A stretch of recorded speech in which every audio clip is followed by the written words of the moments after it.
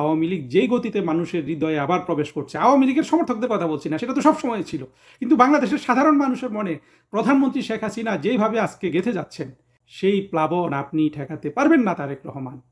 ফলে যতই অভিযোগ করুন, যা কিছু করুন, আসল জায়গায় যদি কিছু না করেন, আপনার ভবিষ্যৎ যে কি পরিমাণ অন্ধকারাচ্ছন্ন সেইটা বোঝার শক্তি যেন আপনার হয়, আমি শুধু সেই কামনা করতে পারি।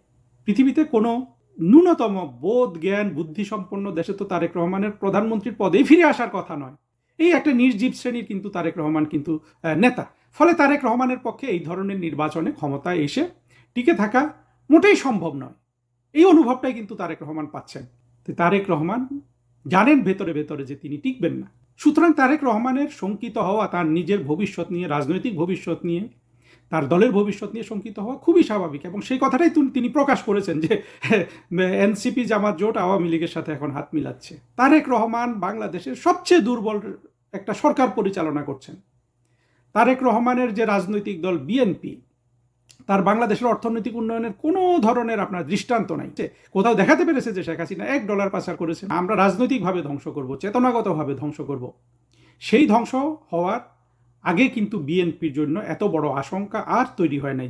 বিএনপি সরকারের প্রধানমন্ত্রী তারেক রহমান 2 দিন আগে তার ভাষায়, রাজনৈতিক ভাষায় অভিযোগ করেছেন, যার অর্থ দাঁড়ায় যে বাংলাদেশ আওয়ামী লীগ জামাত এনসিপির যে জোট আছে সেই জোটের সাথে হাত মেলাচ্ছে, যার অর্থ দাঁড়ায় যে হাত মেলাচ্ছে প্রধানমন্ত্রী তারেক রহমানের সরকারকে ফেলে দেওয়ার জন্য। এই বক্তব্যের সত্যতা কতটুকু?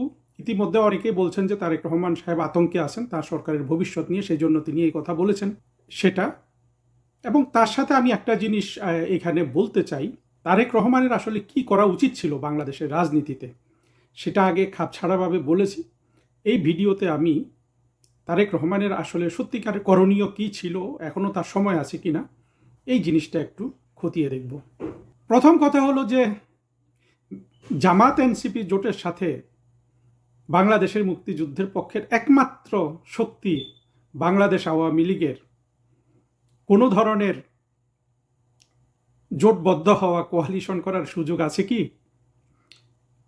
প্রথম কথা হলো যে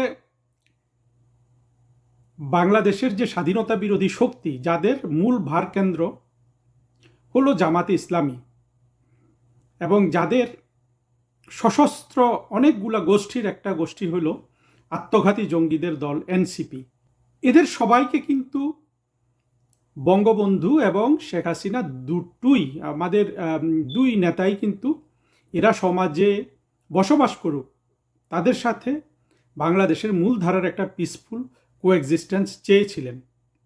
বঙ্গবন্ধু চেয়েছিলেন। বঙ্গবন্ধু পাকিস্তান থেকে ফেরত সব আর্মি অফিসারদের চাকরি দিয়েছেন, 2-1 ছাড়া। আমলাদের চাকরি দিয়েছেন। তিনি যুদ্ধাপরাধীদের বাদ দিয়ে, এখানে যুদ্ধাপরাধীরা অর্থাৎ বিরোধীরা আবার প্রচার চালায় যে বঙ্গবন্ধু সবাইকে ক্ষমা করে দিয়েছিলেন। জিনিসটা হলো, বঙ্গবন্ধু যুদ্ধাপরাধীদের ক্ষমা করেননি, কিন্তু যারা রাজনৈতিকভাবে পাকিস্তানপন্থী ছিল 1971 সালে, তাদের একটা সাধারণ ক্ষমা দিয়েছিলেন। বঙ্গবন্ধুর এই সিদ্ধান্তগুলো ছিল জাতির পিতা হিসাবে এই বাংলাদেশে যারা যারা মানুষ, তাদের একটা ঐক্য এবং সহাবস্থান নিশ্চিত করা। বিনিময়ে আমরা কি পেলাম? এই জঙ্গি স্বাধীনতা বিরোধী 71-এর ঘাতক গোষ্ঠী বঙ্গবন্ধুকে নির্মমভাবে সপরিবারে হত্যা করলো। বঙ্গবন্ধু চাইলে 1972 সালে এদের কিন্তু নিশ্চিহ্ন করে ফেলতে পারতেন, কোনো বিষয়ই ছিল না 1972 সালে বাংলাদেশ থেকে সকল স্বাধীনতা বিরোধীদের নিশ্চিহ্ন করে ফেলা। হ্যাঁ, এরা এরা এরা মারা যেত, কিন্তু বঙ্গবন্ধু সেটা চান নাই। বঙ্গবন্ধুর এই যে দয়ালু মন, সেটার প্রতিদান জঙ্গিরা দিয়েছে। ফারুক রশিদ এদেরকে ঢুকিয়ে খন্দকার মোশতাকের নেতৃত্বে বঙ্গবন্ধুকে খুন করে ফেলা। ঠিক আমরা যদি প্রধানমন্ত্রী শেখ হাসিনার নীতিগুলো দেখি, উনি বারবার বাংলাদেশের মৌলবাদী শ্রেণী, যেহেতু সমাজে এরা মাদ্রাসা প্রতিষ্ঠিত করে একটা মূল ধারার প্যারালাল একটা ধারা পরিণত হয়েছে, সমাজে এদের সংখ্যা ব্যাপক, তাদেরকে কিন্তু প্রধানমন্ত্রী শেখ হাসিনা ব্যাপকভাবে মানে তিনি সমাজে একীভূত করতে চেয়েছিলেন। শেখ হাসিনার এই যে বদান্যতা, এবং শেখ হাসিনা কি না করেছেন এই মাদ্রাসা ছেলেগুলোর জন্য, বিশেষ করে কওমি মাদ্রাসার জন্য, এই বদান্যতাটাকে তারা কিভাবে গ্রহণ করলো? তারা 2024-এর জঙ্গি উত্থান করল। জঙ্গি উত্থান করে বিদেশিদের সাথে ষড়যন্ত্র করে বিএনপিকে এই আন্দোলনের বা তাদের এই অরাজকতার সবচেয়ে বড় পেশি শক্তি হিসাবে ব্যবহার করে তারা শেখ হাসিনার সরকারকে ক্ষমতা থেকে হটালো। যেইভাবে আমরা 2024 সালে অপমানিত হয়েছি, বাংলাদেশের মূলধারা যারা বাংলাদেশ স্বাধীন করেছে, যারা মুক্তিযুদ্ধে অংশগ্রহণ করেছে, যারা বঙ্গবন্ধু যেই দেশটাকে তার শৈশব যৌবন একেবারে শৈশব থেকে শুরু করে, বঙ্গবন্ধু শৈশব বলবেন না কৈশোর বলবেন সেটা আপনাদের বিষয়, বঙ্গবন্ধুর আত্মজীবনীতেই আছে। আমরাও জানি যে বঙ্গবন্ধু তার স্কুল জীবন থেকে কিন্তু এই রাজনীতিতে জড়িত হন। তিনি পাকিস্তান সমর্থন করেন। পাকিস্তানের জন্মের খুব একেবারে 1-2 বছরের মাথায় তিনি পাকিস্তানের প্রতি মোহমুক্ত হয়ে পড়েন এবং বাংলাদেশ স্বাধীন করার কাজে কিন্তু তিনি জীবনকে উৎসর্গ করেন। আমরা মুক্তিযুদ্ধের পক্ষের শক্তি, বঙ্গবন্ধুর এই যে অবদান, এটা আমরা স্বীকার করি, কিন্তু স্বাধীনতা বিরোধীরা স্বীকার করে না। বঙ্গবন্ধুর কারণে তারা দেশ পেল, সব পেল, কিন্তু সেই দেশে বসে বসে তারা ষড়যন্ত্র করলো, তারা প্রধানমন্ত্রীকে অপমান করলো, তারা বঙ্গবন্ধুকে খুন করলো। এরপরে কি আসলে জামাত এনসিপি জোটের সাথে আওয়ামী লীগের কোনো ধরনের সন্ধি হওয়ার কি আসলেই কোনো অবকাশ আছে? এটা একেবারেই নেই। তারেক রহমানের চিন্তাভাবনা যদি গভীর হয়ে থাকে তাহলে তারেক রহমান এটা বুঝতে পারতেন। তারপরে আমি এটাও বলবো যে প্রধানমন্ত্রী শেখ হাসিনা 24-এর যে জঙ্গি কোয়ালিশন যারা ষড়যন্ত্র করেছে বাংলাদেশের বিরুদ্ধে, 24-এর এই ষড়যন্ত্র তো আসলে শেখ হাসিনার বিরুদ্ধে নয়, এটা যে বাংলাদেশের বিরুদ্ধে ছিল এটা তো আজকে বাংলাদেশের মানুষ বুঝতে পারছে। যেভাবে তাদের জীবন, তাদের সন্তানের ভবিষ্যৎ, তাদের অর্থনীতি ধ্বংস হয়ে গেল, যেভাবে তাদের জীবনে অনিশ্চয়তা নেমে আসলো, সেটা থেকে বাংলাদেশের সব মানুষ আজকে এটা অনুভব করছে না যে এটা শুধু শেখ হাসিনার বিরুদ্ধে ষড়যন্ত্র না, এটা যে বাংলাদেশের বিরুদ্ধে ষড়যন্ত্র ছিল।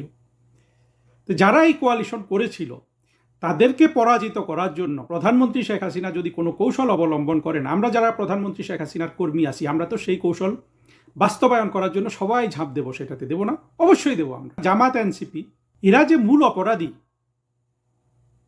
এটা ওরাও জানে, আমরাও জানি। তারা আওয়ামী লীগের থেকে প্রাণভিক্ষা একদিন চাইবে, আওয়ামী লীগকে তারা খড়কুটোর মতো আঁকড়ে ধরে বেঁচে থাকার চেষ্টা করবে, এগুলো সব সত্য। এখানে নানান রাজনৈতিক কলা কৌশল হতে পারে, সেগুলো আমি সবসময় রাজনৈতিক কৌশলের পক্ষপাতী, একই সাথে আমি আদর্শটাকে আঁকড়ে ধরার পক্ষপাতী। আমরা যদি এই পদ্ধতিতে ভবিষ্যতে আমরা বাংলাদেশে মুক্তিযুদ্ধের পক্ষের শক্তির এবং মুক্তিযুদ্ধের চেতনা বাস্তবায়ন করি তাহলে তো সমাজে এই এনসিপি, জামাত, স্বাধীনতা বিরোধী কেউ তো আর সমাজে থাকবে না।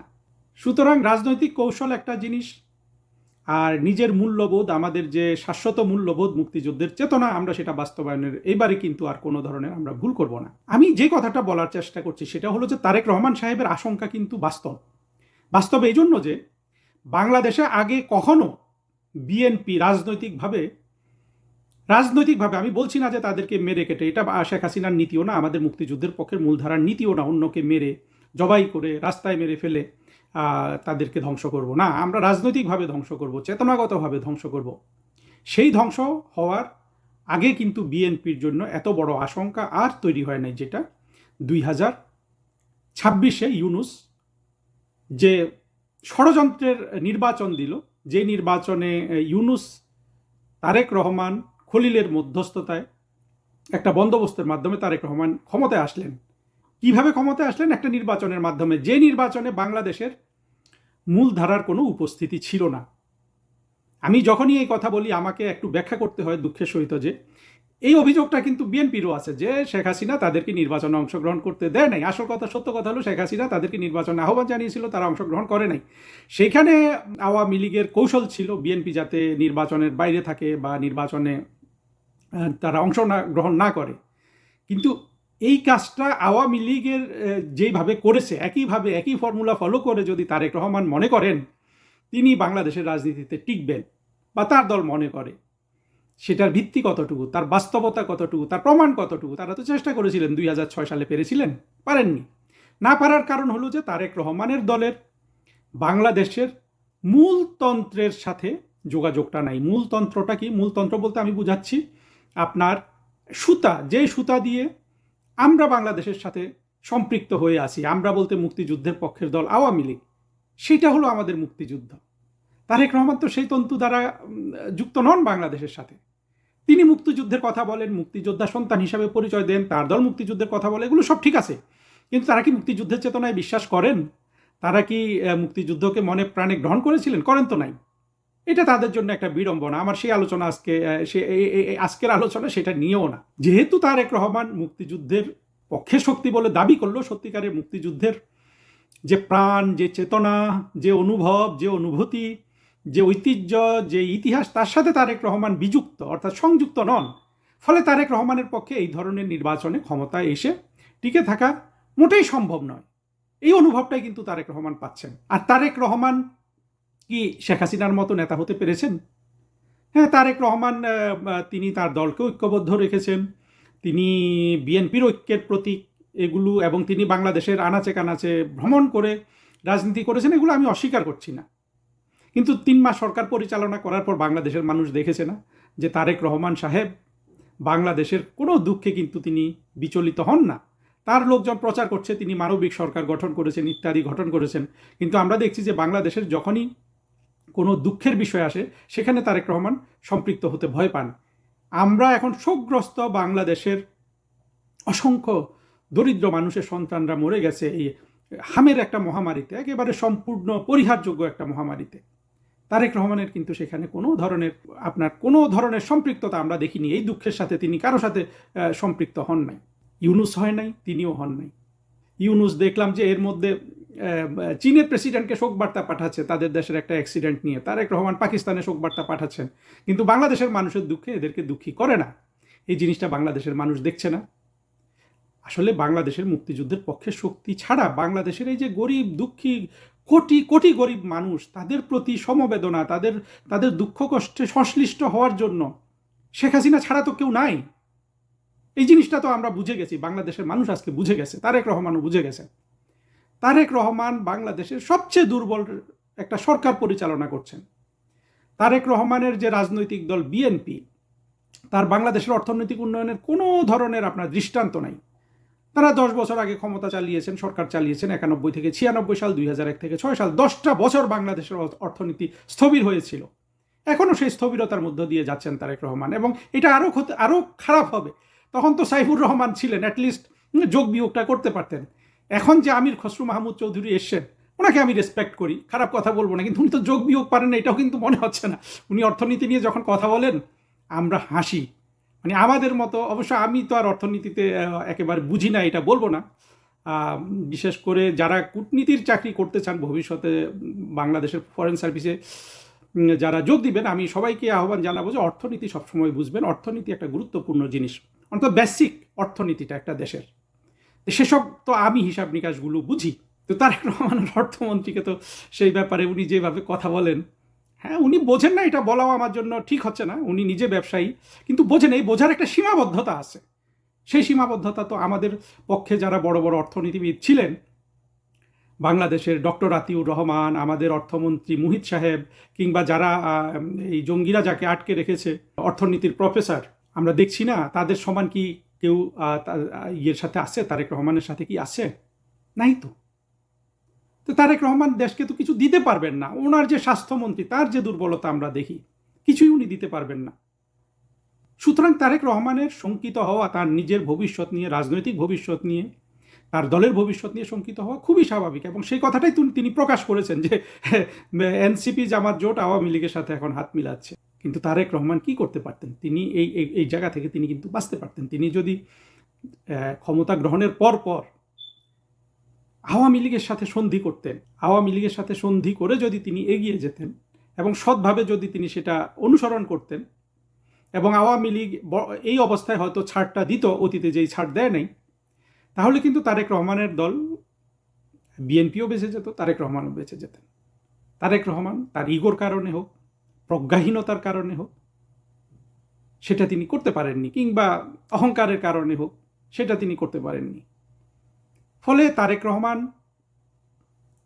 ভবিষ্যতে যে পতনের সম্মুখীন হতে যাচ্ছেন, প্রথম কথা হলো যে তার সরকারে আসার যে প্রক্রিয়া, এটা যতই আজকে মানুষ নির্বাচন ইত্যাদির মাধ্যমে বলুক না কেন, এর সঠিক জিনিসটা কিন্তু আমরা জানি, বাংলাদেশের মানুষ জানে।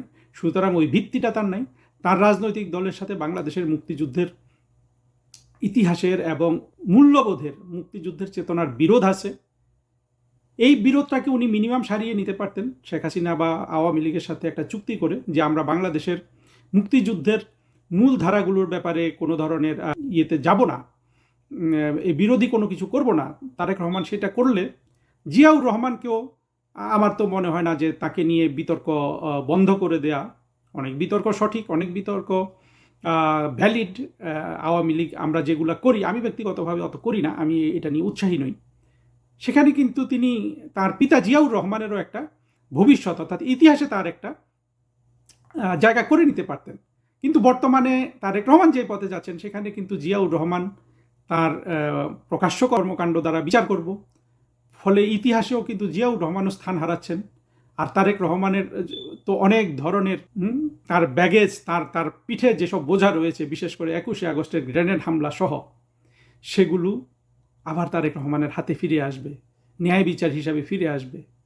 আর বাংলাদেশের মানুষ যদি স্বাধীনতা বিরোধিতাকে এতটা ভালো না বাসত, জঙ্গিবাদকে এতটা ভালো না বাসত, বাংলাদেশের একমাত্র পরীক্ষিত রাজনীতিক নেতা, যার বিদেশে অর্থ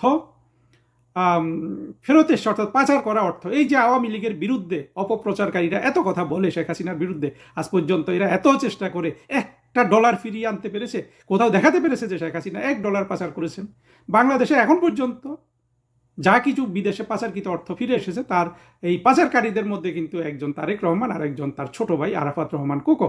পৃথিবীতে কোনো ন্যূনতম বোধ জ্ঞান বুদ্ধি সম্পন্ন দেশে তো তারেক রহমানের প্রধানমন্ত্রীর পদেই ফিরে আসার কথা নয়।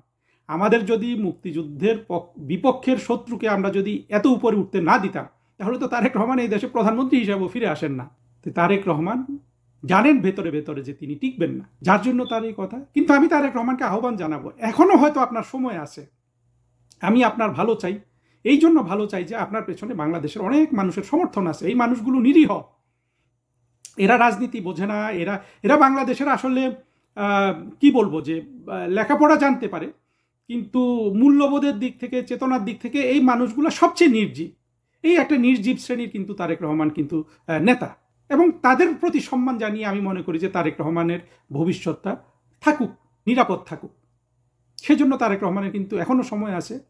আমি এখনও আহ্বান করছি, একটু বিচারবোধ গঠন করুন, নিজের সচেতনতাটাকে জাগ্রত করুন।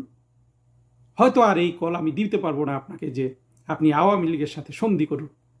আপনি করুন বা না করুন, আওয়ামী লীগ যেই গতিতে মানুষের হৃদয়ে আবার প্রবেশ করছে, আওয়ামী লীগের সমর্থকদের কথা বলছি না, সেটা তো সব সময় ছিল, কিন্তু বাংলাদেশের সাধারণ মানুষের মনে প্রধানমন্ত্রী শেখ হাসিনা যেইভাবে আজকে গেঁথে যাচ্ছেন, সেই প্লাবন আপনি ঠেকাতে পারবেন না তারেক রহমান। ফলে যতই অভিযোগ করুন, যা কিছু করুন, আসল জায়গায় যদি কিছু না করেন, আপনার ভবিষ্যৎ যে কি পরিমাণ অন্ধকারাচ্ছন্ন, সেইটা বোঝার শক্তি যেন আপনার হয়। আমি শুধু সেই কামনা করতে